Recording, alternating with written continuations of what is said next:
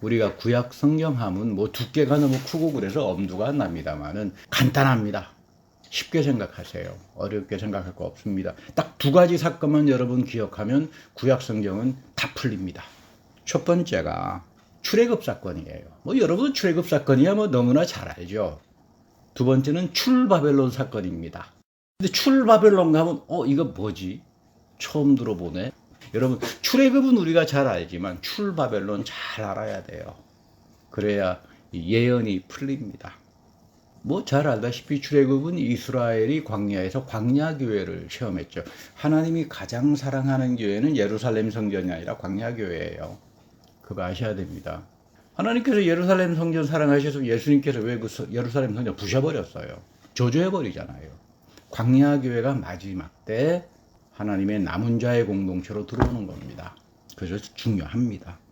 근데 이 광야 생활에서 가장 중요한 건 시내산에서 그 모세가 토라, 우리 모세 오경이라고 흔히 말합니다만 10계명부터 시작해서 이 토라, 모세 오경을 이제 받았죠.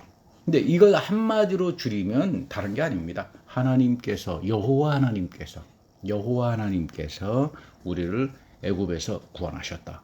이 고백은 유대인들은 예수님 오실 때까지, 세상 종말 때까지 고백합니다. 이건 우리 기독교인들도 마찬가지예요. 여러분이 구약이 얼마나 소중한 건가. 우리 예수님도 여러분들을 세상의 애굽에서 구원해가지고 남겨진 자의 광야의 교회에 있게 하셔가지고 구원을 베푸시잖아요. 이건 우리 뭐 죽을 때까지 우리도 고백하는 거죠. 그런데 이 시내산에서 하나님이 계시를 하는데 스스로 이름을 밝히세요. 나의 이름. 이건 굉장히 놀라운 이야기죠. 하나님을 보는 자는 다 죽는데 말이죠.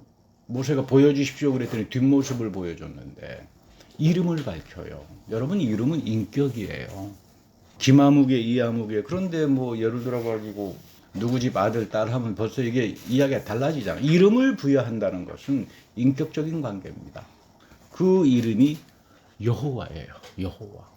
그러니까 여러분 굉장히 중요한 이름이에요. 그래서 여러분이 유대인들은요 성경 읽다가 여호와 이름 나오면 숨도 안 쉬어요. 당분간 침묵하고 경건한 자세로 있다가 성경 읽어요.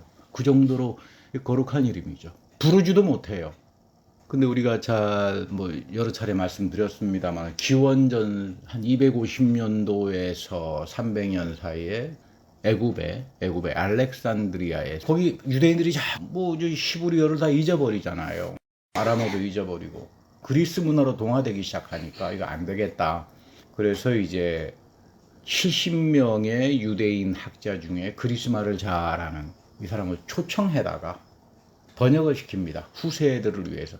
이게 70인역이라고 그러고요. 최초로 번역된 성경이고 사도 바울도 그렇고 복음서에도 그렇고 모든 구약의 이종은 이 70인역에서 옵니다. 그리고 상당히 중요하죠.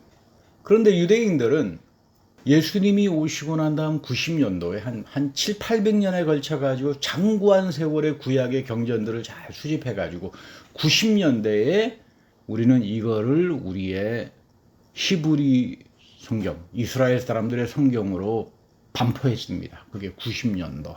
그러니까 갈릴리 근처에 해안가에 조그마한 도시가 하나 있어요. 야부네라고 하는 도시인데 지금도 있습니다. 잠니아라고 부르기도 하고 거기서 이제 반포를 해서 가톨릭에서는 70인역을 그대로 구약 성경으로 쓰는데 우리하고 갖고 있는 성경이 틀려요. 가톨릭하고는. 종교개혁자들이 뭐 루터도 그렇고 칼빈도 그렇고 종교개혁을 하면서 이거 70인역이 아니라 구약 성경 오리지널을 우리가 채택해서 쓰겠다. 그게 아무래도 번역보다는 여러분 오리지널이 더 정확할 수 있지 않겠어요? 우리 한국말 성경도 굉장히 뭐 좋은 번역입니다만은 그러나 여러분들이 미국에 사시니까 제가 틈틈이 꼭 어떤 이해가 잘 안 되는 부분들은 영어로 꼭 좀 읽어보시라 그러면 뜻이 확실할 거다. 그래서 이제 루터도 칼빈도 그럼 우리는 오리지널 90년도에 반포한 그 성경을 우리들의 성경으로 쓰겠다. 그래서 지금 우리가 쓰고 있는 이 구약 성경은 90년도에 오리지널 반포한 성경입니다. 여러분들 이렇게 알고 계시면 이 카톨릭하고 우리가 요런 좀 차이가 나는구나. 뭐 그렇다고 해서 카톨릭이 뭐 70년대 70인역 그 성경책 가지고 있다 그래서 뭐 나쁘다고 할 필요는 없습니다. 우리 카톨릭은 뭐 워낙 전통을 강조하는 사람들이니까. 그런데 이 오리지널 구약에 가게 되면 70인역에는 그리스 사람들 문화의 영향을 받다가 보니까 모세에게 여호와 하나님이 뭡니까? 난 스스로 있는 자다. 이렇게 번역을 했는데 이 구약, 이 오리지널 우리가 가지고 있는 성경에는 원전이 미래형으로 되어 있어요. 하나님이 스스로 있긴 있으신 분인데 좀 달라요. 앞서 가시는 분이에요. 잘 기억해야 됩니다. 여호와 하나님은 나를 앞서 가신다. 이 사건이 어디서 나타나나 하면 모세에게 너 가서 너희 이스라엘 백성들 해방시켜. 그래놓고는 하나님이 앞서가서 사건들을 예비해요. 그냥 하나님께서 말만 해놓고 끝나시는 분이 아니다 그 말이에요. 하나님은 말씀을 하면 반드시 행동을 앞서가서 하시는 분이다. 또 이 가장 유명한 사건이 아브라함에게 너 가서 이삭 바쳐라. 그리고는 모리아 산에서 하나님이 손수 준비하시잖아요. 거기서 예수 그리스도가 십자가에 달려 돌아가시게 돼요. 그러니까 여러분 우리도 이 가장 제가 우리나라말 성경 번역에 가장 훌륭하다고 생각하는 거는 여호와 하나님이라고 하는 이름을 그대로 번역한 거 전 너무나 좋아요. 공동 번역이라지 새 번역에서는 다 주님다 이렇게 이제 번역을 해놨는데 저는 그건 좀 안 좋은 것 같아요. 그리고 구분을 못 하잖아요, 저희들이. 구분을. 하나님 이름 중에 여호와 하나님, 우리가 믿는 하나님. 이 하나님 모르면 우리는 다 바보들이 돼버리죠. 다 멍텅구리들이 돼버리죠. 이스라엘 백성들이 이 하나님 이해 못한 거예요. 지멋대로 그냥 자기 멋대로 하나님은 이럴 거다 저럴 거다 추측하고 생각하다가 결국은 바벨론에 다 끌려가지고 아주 그 죽을 고생을 한 겁니다. 그러니까 이 여호와 하나님의 가장 핵심은 이런 뜻입니다. 하나님은 말로 끝나시는 분이 아니다. 뭐 우리는 아니면 말고 하는데 하나님에게는 아니면 말고가 없어요. 말씀하시면 앞서가서 예비합니다. 이것을 가리켜서 여호와 이레라고 합니다. 내가 하나님께 기도할 때 하나님의 말씀을 내가 지키고 살아갈 때 하나님은 반드시 그분의 말씀을 앞서가서 예비하고 이루신다. 근데 나는 하나님께 기도는 하면서 하나님 말씀 아무것도 안 지키고 뭐 입으로만 살아가면 하나님은 뭐 여러분들에게 여호와 이레의 하나님이 될 이유가 없지요. 그래서 가장 큰 축복을 받은 사람이 아브라함이에요. 아브라함에게 하나님께서 약속을 하셔가지고 하나님은 다 지켜주시고 그 가장 큰 클라이막스 우리 아브라함에게 그러잖아요. 너는 열방의 복이 될 거다. 너는 가는 데마다 복의 근원이 될 거다. 뭐 엄청난 이 축복의 약속을 했는데 그 모든 축복을 몽땅 다 아브라함이 받지는 못했죠. 살아 생전에. 뭐 하늘나라 가서 받으셨는지 모르겠는데 역사에서 그 복이 수천 대에 이르면서 정점에 달한 사람이 다윗 왕이에요. 그러니까 여러분 우리 출애굽기 34장에 나 여호와 하나님 13가지의 선한 성품을 모세에게 드러내면서 수천 대까지 복을 내린다. 내 말씀대로 사는 사람들. 내 계명을 지키고 사는 사람들. 그게 아브라함과 다윗에서 이어진 역사적인 사건이에요. 그러니까 뭐 이스라엘 백성들은 여호와 하나님 그러면 우리는 바로 아브라함과 다윗 속에서 이 축복을 이어가는 사람들이다. 그러니까 뭐 이 사람들 죽을 때까지 고백하고 살아가는데 오늘 보시면 마태복음에 아브라함과 다윗의 자손 예수 그리스도의 계보라. 이거 이제 엄청난 이야기입니다. 이 이야기가. 엄청난 이야기예요. 이게 단순한 이야기가 아니로구나. 우리 신약 성경도 계속 반복하는 게 그러죠. 예수 그리스도는 아브라함의 후손으로 왔고 다윗의 후손으로 오신 메시아다. 이걸 그대로 또 사도 바울이 이어가잖아요. 우리가 왜 아브라함의 믿음에 들어가야 되느냐. 왜 예레미야가 약속한 새 언약 속에서 우리는 하나님 앞에 계약을 맺은 백성들이다. 예수님의 십자가 부활을 통해서 우리가 이 계약으로 들어갈 때 우리는 아브라함과 다윗에 이르는 수천 대의 축복이 우리 이방인들에게 이어지는 거다. 그러니까 이 바울이 목숨 걸고 이거를 전도하다가 순교를 한 거예요. 그리고 지금 마태복음 1장 1절의 말씀은 지금 예수 그리스도가 우리에게 오셨으니까 지금 우리는 로마의 압체 밑에 있지만 신음하지만 이 로마 집에 다 무너진다. 아브라함과 다윗의 영광의 축복이 오늘 우리에게 임하기 때문에 그 로마 집에는 사라질 수밖에 없다. 여러분 생각해 보세요. 이 마태복음이 한 80년도에 편집돼 가지고 기록된 건데 최고의 영광의 절정을 달하던 시대가 로마의 그 제국의 그 시대인데 그 로마 제국 향해 가지고 너희들 망해. 이렇게 말한 종교는 기독교밖에 없어요. 그리고 망했죠. 그래서 망했습니다. 그래서 여러분들 축복을 들어야 돼요. 교회는 여러분들에게 축복을 빌어주는 곳이고 목회자들에게 축복을 들어야 돼요. 목회자는 여러분들에게 복을 빌어주기 위해서 이 아브라함과 다윗에 이르는 축복을 빌어주기 위해서 여러분들에게 말씀으로 사역하는 그런 사람이에요. 예레미야는 이것이 누구에게 왔느냐? 새 언약으로 왔다 이렇게 본 거죠. 예레미야 38장에. 그래서 이거를 가장 잘 이해하신 분이 사도 바울이에요. 사도 바울입니다. 놀라운 이야기죠. 왜냐하면 사도 바울은 그 당시 최고 랍비 바리새파 전통에서 가말리아 문화에서 이거 다 마스터를 하신 분이니까 나중에 다메섹에서 예수님 만나고 보니까 이게 진짜로구나. 이게 진짜 아브라함과 다윗을 지는 어마어마한 하나님의 새 언약의 축복이 지금 예수 그리스도에서 왔구나. 그러니까 뭐 여기에 그냥 이분은 뭐 삼층천을 보고 이쪽에 지금 부활하신 그리스도를 만난 500명의 여러 사람들의 증언을 들으면서 거기서 이 사람은 완전히 뒤집어지는 삶을 살 수밖에 없었던 겁니다. 그래서 오늘 빌립보서 2장 12절 말씀이 그런 거예요. 하나님 앞에서 너희들 쳐서 복종시키고 구원을 이루어가라. 네, 많은 분들이 이거 이상하네, 어떻게 내가 구원을 이루어가나? 뭐 이렇게들 착각하시는데 그런 말이 아닙니다. 구원이라고 하는 말은 의미가 굉장히 다양하고 깊어요. 우리 구약에서도 그렇잖아요. 구원은 나의 삶에서 하나님의 복, 아브라함에서부터 다윗에 이르는 이 신령한 축복을 누리고 사는 믿음하고 관계가 돼 있어요. 이거를 얻을 수 있는 거는 믿음인데 내가 믿습니다 하는 그런 믿음이 아니라 예수 그리스도와 십자가 부활해서 내가 죽는 사람이에요. 내가 영적인 죽음을 죽고 평생 죽는 삶을 삽니다. 그게 너를 쳐서 복종시켜라. 세속주의화가 되지 말고 항상 그리스도와 더불어 너를 쳐서 복종시키면서 마음의 할례를 가지고 살아가라. 그때 이 구원에 우리가 상상하지 못하는 축복이 너희 이방인들에게 이어질 것이다.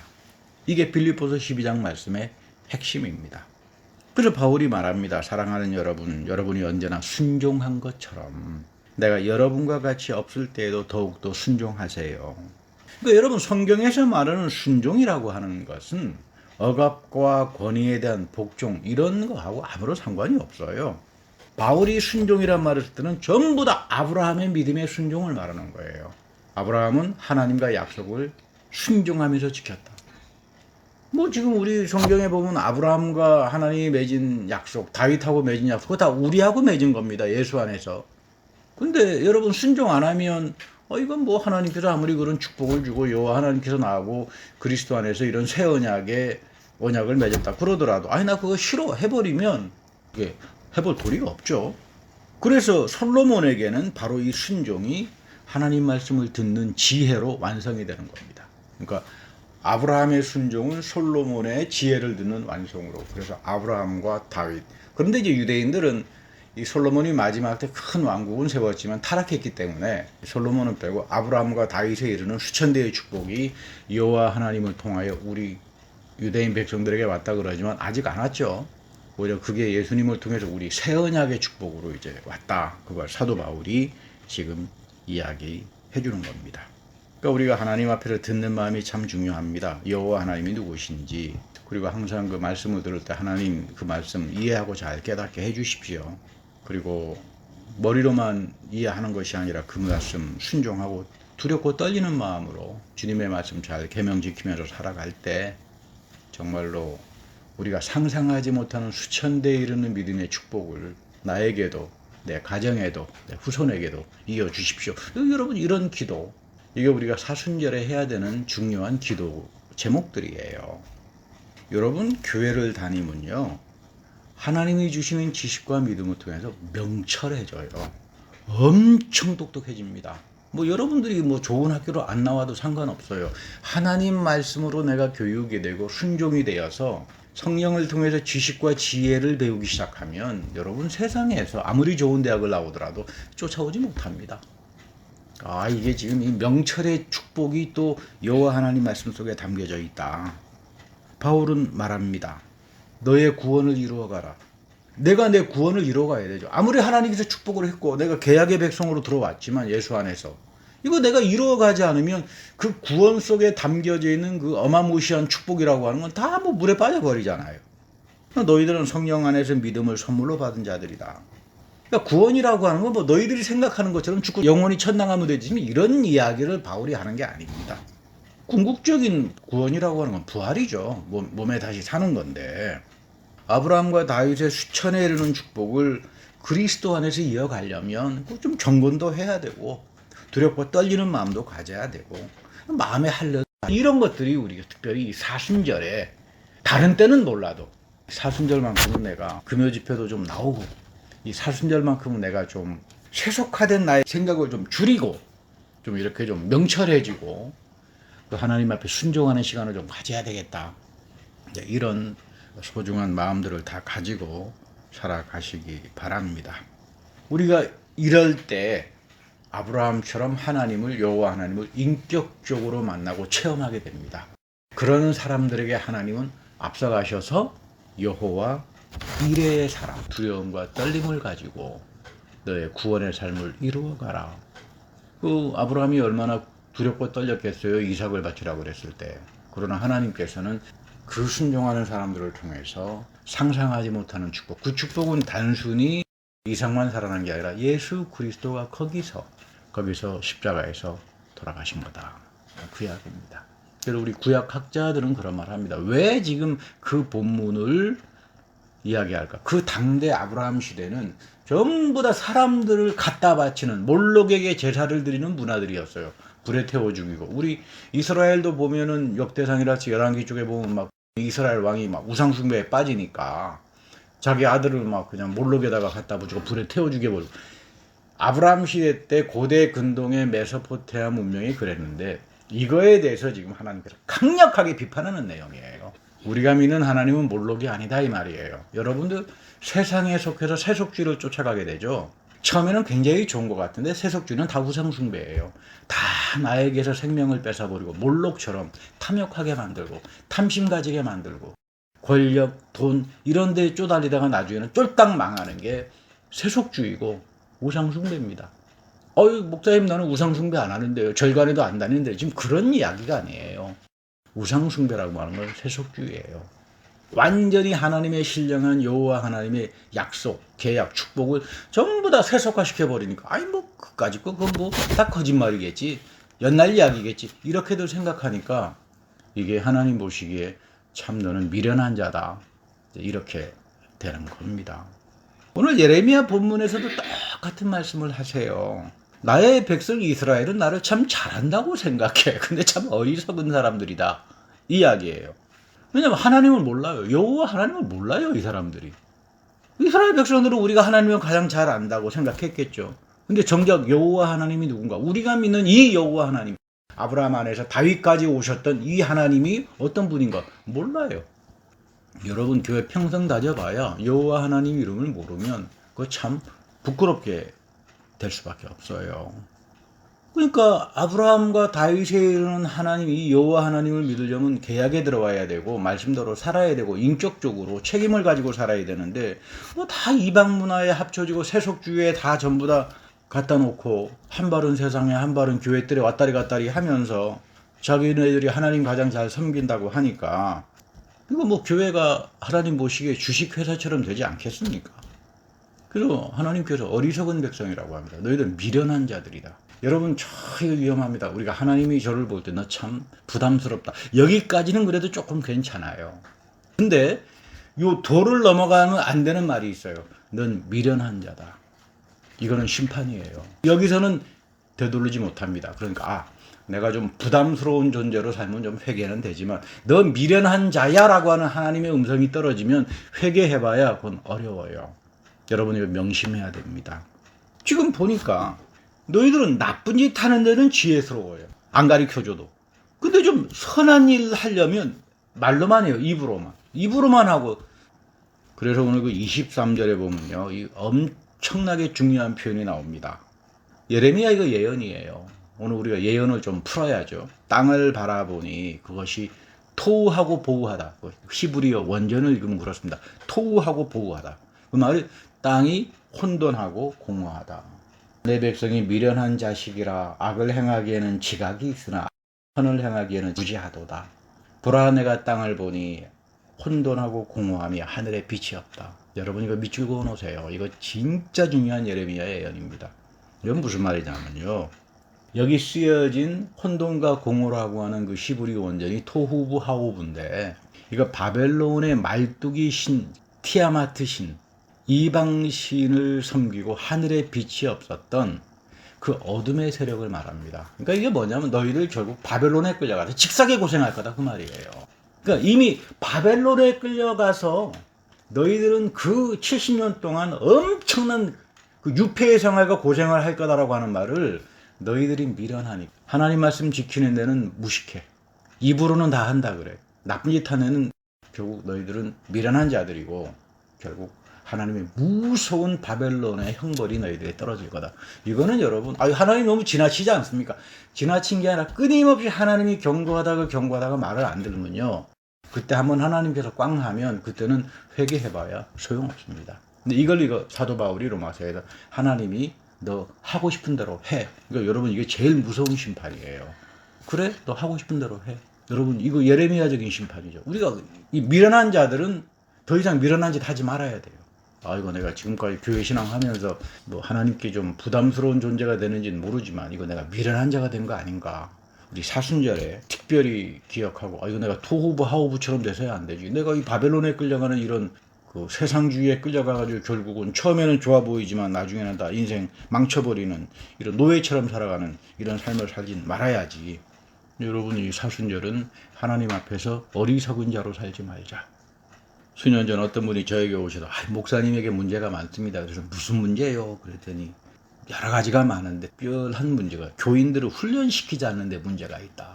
그래서 제가 이 말을 들은 후에 오랫동안 성경을 찾으면서 목사는 도대체 뭐 하는 존재인가? 목사의 정체가 도대체 뭔가고 찾아봤는데 뭐 아무리 봐도 뭐 교인들을 막 부자비로 해가지고 훈련시키라는 말이 없어요. 마태복음 마지막 장에 부활하신 주님께서 너희는 가서 모든 민족을 제자로 삼아서 아버지와 아들과 성령의 이름으로 세례를 주라. 그러니까 저는 삼위일체 이름으로 여러분들 세례 받을 때는 학습도 시키고 제대로 좀 잘해서 이게 세례가 물 세례가 아니라 성령 세례고 평생 마음의 할례를 가지고 사는 굉장한 축복이로구나. 뭐 그렇게 제가 가르치긴 합니다만은 뭐 따로 무슨 뭐 제자 훈련이랄지 무슨 저는 뭐 이런 거 제목 갖다 놓고 비성경적이어서 저는 안 합니다. 바오는 훈련이라면 우리가 다 해야 되죠. 스스로 자기를 쳐서 복종시키는 마음의 할례들은 이제 가지고 살아야 되죠. 그래서 예수 그리스도가 나를 온전히 다스리게 해야 되잖아요. 그러려면 사도 바울 선생님이 말씀합니다만 골로새서 3장 16절 말씀을 제가 주로 매일 성경 일과에 적어놨습니다만 그리스도의 말씀이 여러분 가운데 풍성히 살아있게 해라. 이거 여러분 굉장한 중요한 말씀이에요. 쳐서 복종시키는 사람들은 어떤 사람들인가? 그리스도의 말씀이 내 가운데 풍성히 살아있게 하는 사람들이에요.